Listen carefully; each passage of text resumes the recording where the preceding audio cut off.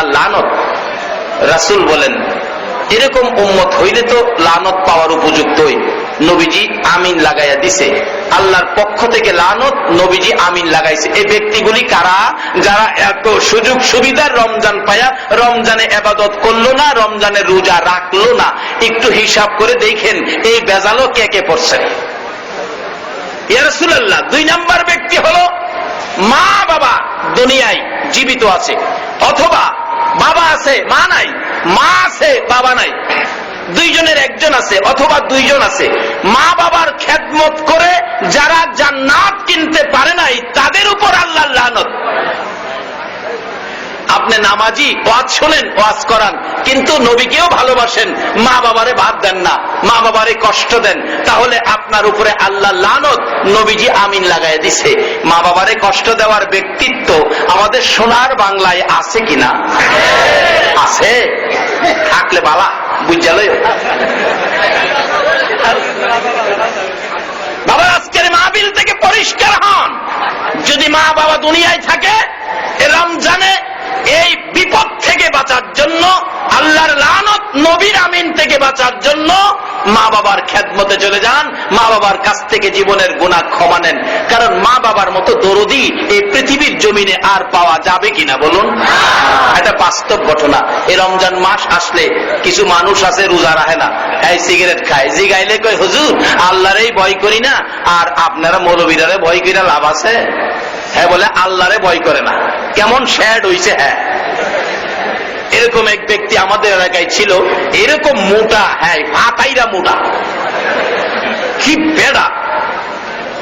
হ্যাঁ, একদিন বন্ধুদের সাথে কয়, আমি তো চিন্তা করছি, মৌলবীরা কয় মরার পরে বলে মাটি, কবরের মাটি চাপা দিয়া একদিকের হাড় আরেকদিকে এইভাবে ঢুকাইয়া দিব। মৌলবীরা কয় আমি নিয়ত করছি আমি মরার পরে কবর দিয়া সব গেলেগা 2টা হাত এইভাবে রাখবো, মাটির বাবার নি ক্ষমতা আছে আমার হাত জমাইতো। মাটির বাবার বলে ক্ষমতা নাই। আল্লাহ বলছে কোরআন শরীফে, লাইন শাকারতুম লাযীদান্নাকুম ওয়া লাইন কাফারতুম ইন্না আযাবি লাশাদীদ। আমার নিয়ামত পায়া শুকর আদায় করলে নিয়ামত বাড়াইয়া দিব, না শুকরি করলে আমার আযাব বড় শক্ত। আচ্ছা বলুন, শরীরের শক্তি, অঙ্গ প্রত্যঙ্গ, হাত পাও গুলি কার দেওয়া? হাত ছাড়া মানুষ আছে না?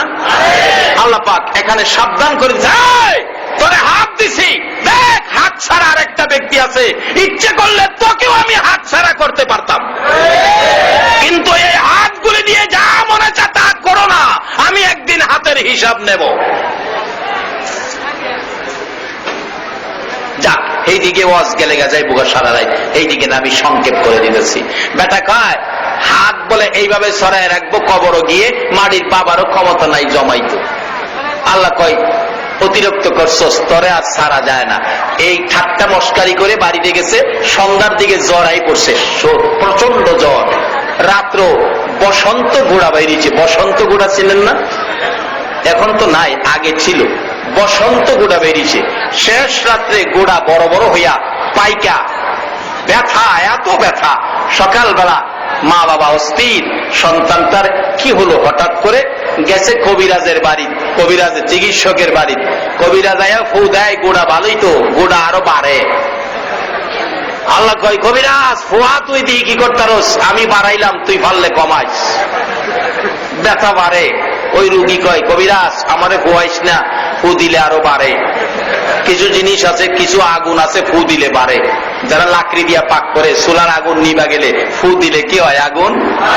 আবার কিছু আগুন আছে নিবে, ছোট ছোট কুপি বাতি, চিনেন কুপি বাতি? কেউ ল্যাম্প কয়, কুপি কয়। এরকম কুপি বাতির আগুন যদি ফু দেন কি হবে? চুলার আগুন ফু দিলে একই ফু কাজ করে 2টা, একটাই নিবে আর একটাই জ্বলে। কিন্তু হ্যাঁ তো ফু দিলে নিবে না, জ্বলে। কবিরাজ ফুয়াইস না বেটা, জ্বলে। কবিরাজকে জীবনে কত গুড়া ভালা করলাম, এমন বাগায়া গুড়া তো আর দেই নাই। কবিরাজ ভাগছে, আল্লাহ কয় ভাগ, কত ভাগ দারস? হ্যাঁ বলে হাত সরাইব, মাটির বাবার ক্ষমতা নাই, আমি হেরে দেখকে লই। এইভাবে সমস্ত শরীর গোড়া ফাইকা পচা গন্ধ ছুটছে, বিছনার সাথে গোস্তগুলি খুইলা পইরা যায়। দুইটা হাত এইভাবে বুকের উপরে ফালাইছে, বুকের থেকে হাতগুলি নামাইবার শক্তি নাই। মা কয়, বাবা রে হঠাৎ করে কেন তোর এই বিপদ হলো, ব্যাপার কি, ঘটনা কি? এবার ছেলেটা চোখের পানি ছেড়ে দিছে। মা গো, আমি বলছিলাম কবরে গেলে মাটি চিপা দিব, মৌলবীরা কয়, আমি বলছিলাম দুইটা হাত এইভাবে ছড়াইয়া রাখবো, মাটির বাবারও ক্ষমতা নাই, কবরে গিয়া এইভাবে হাত ছড়ামু, দুনিয়াতে তো বুকের থেকে হাতটা নামাইতে পারি না। মা, এই অপরাধটুকুন আমি করছিলাম। বাবা এখন কি করতে পারি? রাত্রে গভীর, দুর্গন্ধ, সমস্ত শরীর পচা। একদিন রাত্রে গভীর ভাই বোনগুলি বলতেছে, মা, মাগো, ভাইয়ের শরীরের দুর্গন্ধ আমরা সহ্য করতে পারি না, আমরা দুইজন চাচার ঘরে থাকি, যাও যাও যাও বাবা, তোমরা চাচার ঘরে থাকো। বাবা বলতেছে, বিবি, হ্যাঁ গন্ধ আমি আর সহ্য করতে পারি না, আজকে রাত্রটা আমি বাংলা ঘরে ঘুমাই, আমার ঘুম হয় না দুর্গন্ধে। মা বলতেছে, যান, আপনিও বাংলা ঘরে যান। ছেলে মেয়েদেরকে চাচার ঘরে দিছে। রাত্র গভীর, ছেলেটা ডান দিক বাম দিক মাথাটা ঘুরাইয়া মার দিকে তাকাইয়া ডাকতেছে, মা গো, মা তুমি কই গো মা? মা, বাবা আমি আসি তো কাছে। মা, আমার মন কয় আমি বাঁচবো না গো মা, মা আমি বাঁচবো না। মা তো গলায় চাপাইয়া ধরছে, বাবা এ কথা তুমি কইও না, আমি মা সহ্য করতে, মা আমার মন কয় আমি বাঁচবো না। মা, আমি জানতে চাই আমার ভাই বোন গুলো কই, আমি জীবনের শেষ দেখা দেখবো। তোমার ভাই বোন তো ঘরে নাই, তোমার চাচার ঘরে। কেন গো মা তারা চাচার ঘরে? বাবা গো, তোমার শরীরের দুর্গন্ধ সহ্য করতে পারে না, বিদায় চাচার ঘরে। বাবা কই? বাবাকে দেখবো। তোমার বাবাও বাংলা ঘরে। কেন বাংলা ঘরে? তোমার শরীরের দুর্গন্ধ তোমার বাবা সহ্য হয় না, বিদায় বাংলা ঘরে। এবার চোখের পানি ছেড়ে দিলেন। মা গো, বাবা ঘর ছাড়লো, ভাই বোনেরা ঘর ছাড়লো। একটা মানুষ রাত্র পর্যন্ত ঘর ছাড়ে না, মুহূর্তের জন্য বাহির হয় না, আরো পাশে বসে গোড়াগুলো পাউডার দেয় গালায়, নেকড়া দিয়ে মুছে পুইস রক্তগুলো বাহির করে। বলুন, সব ঘর থেকে বেরিয়ে গেল, একটা মানুষ দুর্গন্ধ নাই, সন্তানের পাশে বসে রাত্র কাটায়। বলুন এই মানুষটাকে? আরো জোরে বলুন। এই মারে যদি কেউ কষ্ট দিয়ে থাকো, এই মার কলিজায় যদি কেউ আঘাত দিয়ে থাকো গো, নামাজ রোজা হজ যাকাত মুফতি মুহাদ্দিস মুফাসসির মক্কা মদিনার ইমাম হইয়াও আল্লাহর জান্নাতে যাওয়া হবে না। আরে মা বাবার কথা মতো যে জন চলে না, বলুন মা বাবার আল্লাহ নবীজির দয়া তারা পাবি না। হায়রে আল্লাহ নবীজির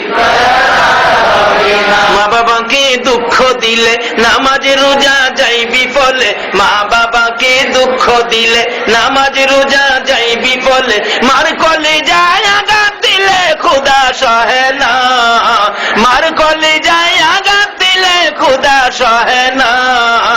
আল্লাহ নবীজির না, হায়রে আল্লাহ নবীজির।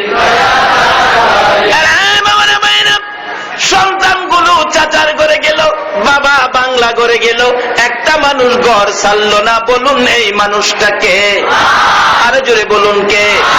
বলুন। এবার ঈদের মার্কেটে যাইয়া আগে কার কাপড় আমাদের কিনা দরকার? আরে জোরে বলুন। আগে বিবির কাপড় কিনবেন না মার কাপড় কিনবেন? চকচকরিয়ার মহিলারা যদি আমার প্রতি রাগ হয়, আমি ওয়াজ করবই, দাওয়াত দিলে দিবেন, না দিলে নাই। বিবির কাপড় আগে না মার কাপড় আগে? আল্লাহ তুমি কবুল করো, সকালে বলো না আমি। ছেলেটা ডাকতেছে, মা গো, ও মা, ভাই বোন গুলো দুর্গন্ধের যন্ত্রণায় চাচার ঘরে, বাবা দুর্গন্ধের কারণে বাংলা ঘরে। তাদের নাকে দুর্গন্ধ লাগলো গো মা, তুমি মার নাকে কি দুর্গন্ধ লাগে না?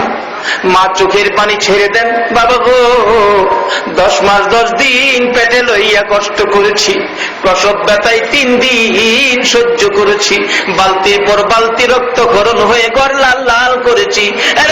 বাবা, তুমি যখন দুনিয়াতে আসছো আমার কলিজায় লাথি লাগছে, 3 ঘন্টা বেহুশ হয়েছিলাম রে বাবা। ওই দিনের কষ্টের কথা মনে হইলে আমি মার নাকে দুর্গন্ধ লাগে না। জিবরাইল ডাকতেছে, ইয়া রাসূলুল্লাহ, ওই মা বাবাকে যারা কষ্ট দিবে, মা বাবার খেদমত করবে না, মা বাবার খেদমত করে যারা জান্নাত কিনতে পারলো না, তাদের উপর আল্লাহর লানত আমার নবী আমিন লাগাইয়া দিছে। এর থেকে বাঁচার ক্ষমতা পৃথিবীর কেউ পারবে না আপনাকে বাঁচাইতে, কেউ পারবে না। যদি আপনি নিজে আপনার রাস্তাটা পরিষ্কার না করেন, যদি মা বাবা দুনিয়ায় থাকে, কষ্ট দিয়ে থাকেন, রমজান শেষ হওয়ার আগে, ঈদের জামাতে যাওয়ার আগে মা বাবার পায়ে পড়ে মা বাবার কাছ থেকে ক্ষমাটুকু নেন। আর যদি মা বাবা দুনিয়ায় না থাকে, কালকে ফজরের নামাজ পড়ে মার কবরে যান, বাবার কবরে যান, যায় বলুন, আল্লাহ এই কবরে আমার মা, উল্লেখ করে বলবেন, এই কবরের ভিতরে আমার মা, মা গো মা, এই কবরে আমার বাবা, আল্লাহ আমি কষ্ট দিয়েছি, তুমি কষ্ট দিও না, আমি আমার মা বাবার পক্ষ থেকে তোমার কুদরতি পাও ধরে ক্ষমা চাই, আমার মা বাবাকে মাফ করো। রোজা রাইখা ফজরের নামাজ পড়ে মা বাবার কবরে যায় হাত বাড়াবেন, রোজাদারের হাত আমার আল্লাহ খালি দেয় না, ডাক দিয়া দেখেন না, ডাক তো দিলেন না। যদি আপনার ডাকে আল্লাহ খুশি হয়, মা বাবাকে কবর জগতে মাপ পাওয়া যায়, মাপ দিয়ে দেয়, মা বাবা কবর থেকে রুহানি ভাবে আপনার দুনিয়ার অপরাধগুলো রুহানি ভাবে মা বাবা ক্ষমা করে দিবে। তাই 2 নাম্বার এই লানত থেকে নিজেকে বাঁচান। 3 নাম্বার লানত, আমার আল্লাহর পক্ষ থেকে জিবরাইল এসে ডাকতেছেন, ইয়া রাসূলুল্লাহ আপনার উম্মতের জন্য 3 নাম্বার লানত আল্লাহর পক্ষ থেকে।